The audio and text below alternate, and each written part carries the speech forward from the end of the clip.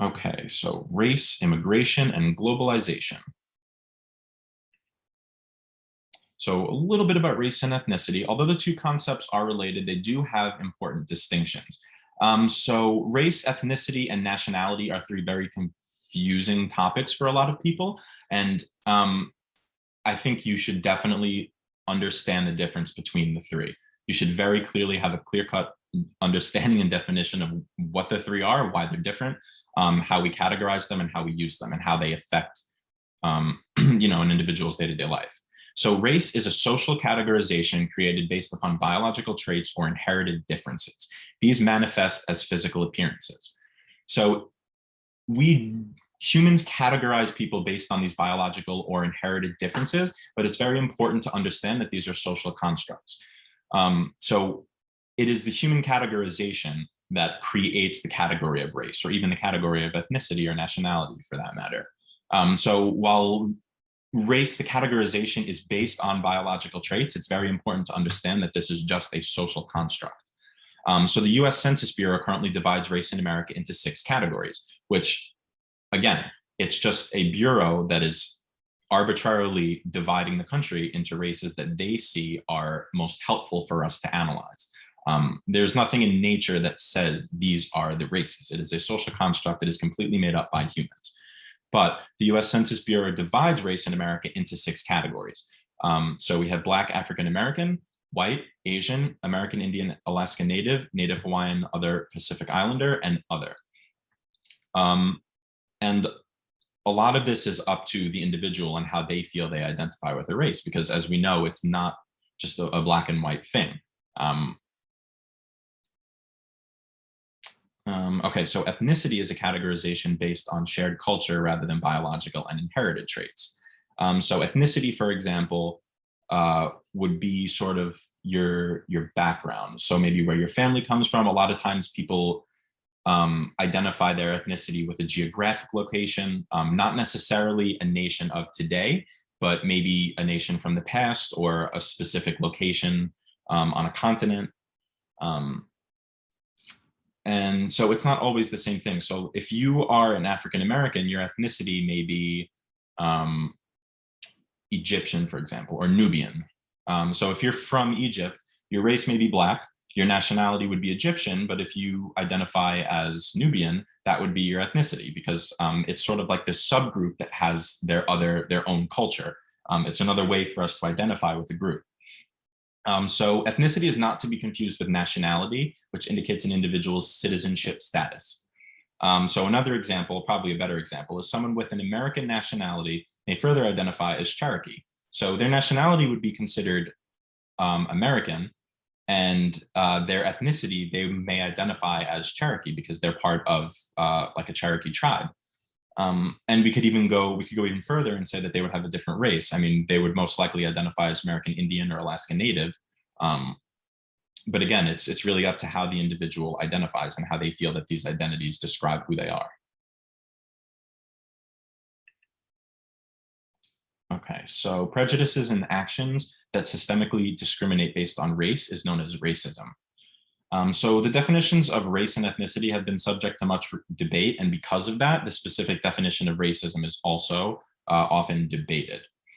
For these reasons, racism is sometimes used to refer to discrimination against ethnic and other cultural groups as well. One of the main things that people really do agree on, I guess right now, the definition of racism is that it's a system. It's systemic oppression of a specific group, usually a race, but it can sometimes apply to ethnicity or other social or cultural groups as well. But the main key is that it's a system, it's systemic discrimination. Okay, so we're gonna move on. We're gonna talk about migration. Migration is the geographical movement of an individual or group as opposed to other forms of geographical movement. Migration, both voluntary and involuntary, is a form of permanent movement. So when we're talking about migration, we are talking about picking up your life and moving to a different place. And it's important, again, to keep in mind that migration is just one of the natural human states. We humans have been, for tens of thousands of years, we have been roaming the earth, we've been fleeing natural disasters, we've been following food. So we've been doing this for thousands and thousands of years. regardless of, invisible political boundaries or country, city, states. So again, migration, we can stratify migration and we can look at it from different perspectives and we can group it differently. So there are a bunch of different definitions on this slide and the next one. So again, make sure you're just familiar with all of these. So external migration refers to migration to another nation. So that would be like moving to another country. If you are moving from Canada to the United States, you would be considered an external migrant. Internal migration refers to migration within a nation's border. If you're moving from New York to California, you're an internal migrant. Voluntary, and it's probably, I guess it's pretty obvious to note, but internal migration tends to be more legally and politically easier than external migration. Voluntary migration is a general form of migration that results from personal decision, which are internal factors. Personal decision is just another phrase for internal factors. So external and internal migration can be either voluntary or involuntary. So a lot of these definitions, they're not mutually exclusive definitions. Some of them overlap with each other. So yeah, so involuntary migration, like I just said, is a general form of migration that is forced from external factors, usually threats from the environment, and that's like famine or ethnic cleansing. So refugees are a form of involuntary migrants. External factors, as opposed to internal factors, are things that are forcing the migrant from their environment, forcing them out and forcing them to move somewhere else. So most of these terms are pretty self-explanatory when you look at them. You don't really even have to spend too much time on the definition because their definition really is in the name. Actually, okay. And I just wanted to point out that I put a little diagram at the bottom. So if you're interested in that, you can definitely take a look. It's just the annual net migration rate from 2015 to 2020. So we're going to continue a little bit with the types of migration. So we have settlers. These are those who migrate to unsettled areas for the first time. So that's important because it's a little bit different than colonization, which we'll talk about in a minute. The key there is that they're unsettled areas. They're settling, they're kind of like pioneers, they're settling for the first time. And that is considered a form of migration. So refugees move to settled areas because of displacement from their initial area. And that is also, hotly debated in the political arena, how to handle refugees. Is it moral to deny refugees if they need to come in? But refugees are displaced by force. They're involuntarily pushed out of their original home. And they, seek home in settled areas. So colonization is a complicated phenomenon in which a people migrate to an already settled area, specifically to exert cultural dominance over the new location. So again, colonization, just like cultural imperialism, you can make an argument that maybe it shouldn't really be considered a type of migration because it's completely involuntary and it is a lot more complicated, and it involves a lot more than just the migrant moving over.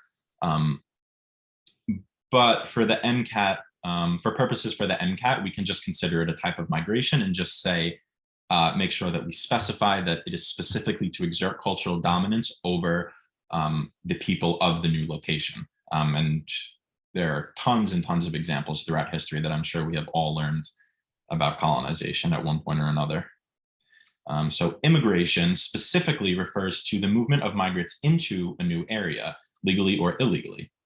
And emigration refers to the exit of migrants from the initial area. So migration is just the general phrase for movement.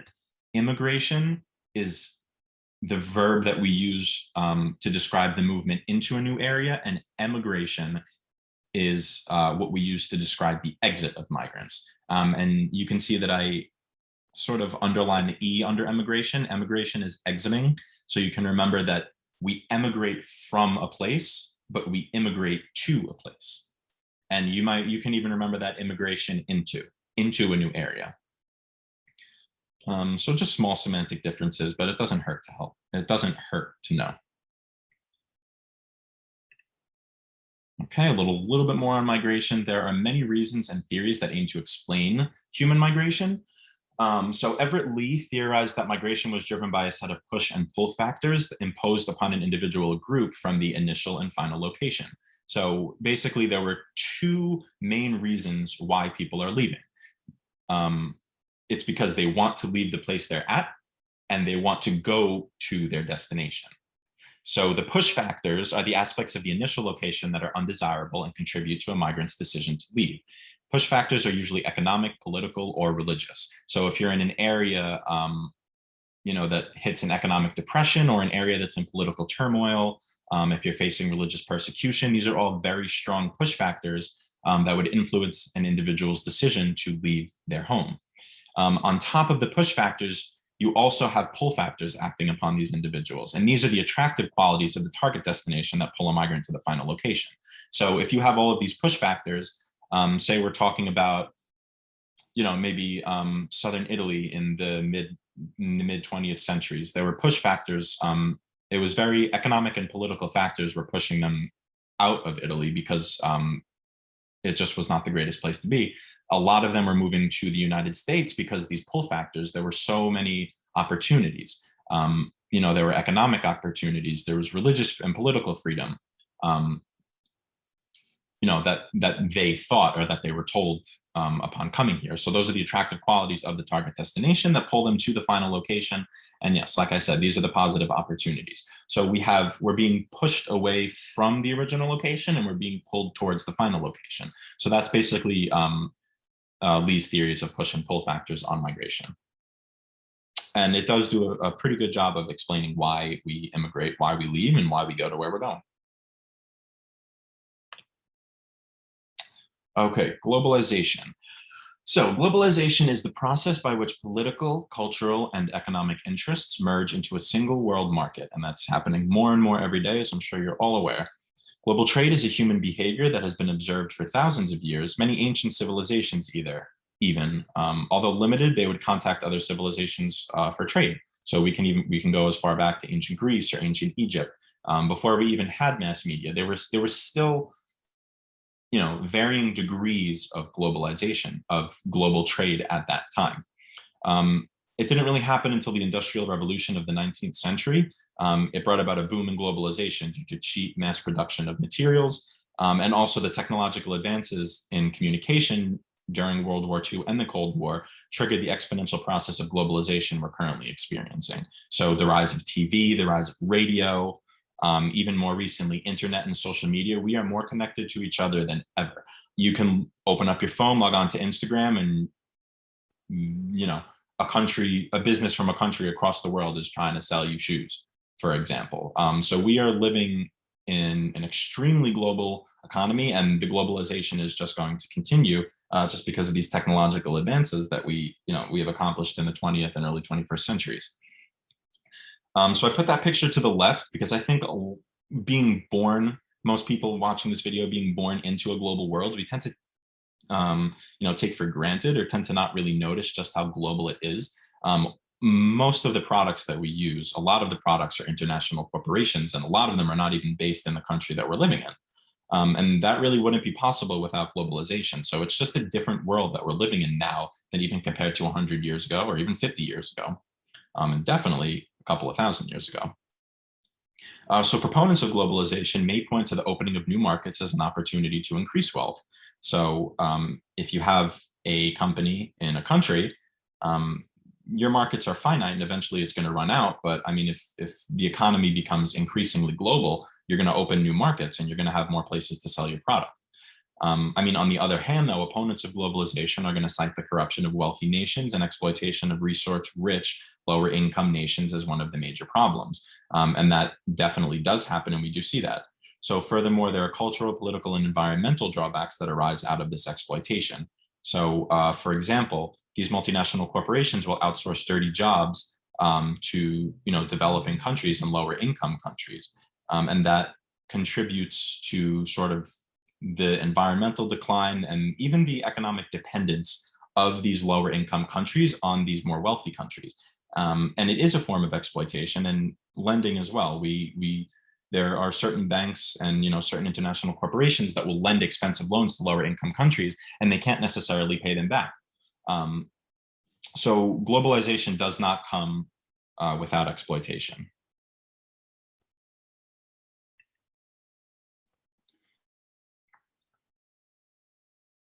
Okay. So the answer is B. They experience strong push factors. So remember what refugees are. They are displaced from their location, usually because of political, economic, or religious reasons. So A says they are voluntary migrants, and that is not true. They are being displaced. They are being forced out of their homes, so they are not voluntary. They are never external migrants. That's also not true. A lot of times they are external migrants. Refugees from countries will often leave their country to find others. And they are not involuntary migrants, which is not true. The wording is a little bit tricky because we have we have a negative over there, but not involuntary means they are voluntary, which basically is saying the same thing as A. So both of those are false. B, they experience strong push factors, which is definitely true, because remember, push factors are those political, religious, economic factors that are pushing us out of our home location. And that's really the hallmark of a refugee, is that these push factors are so strong that these refugees cannot stay where they are. They have to leave without decision. They have to leave because of how strong these push factors are. So B would be the correct answer for this.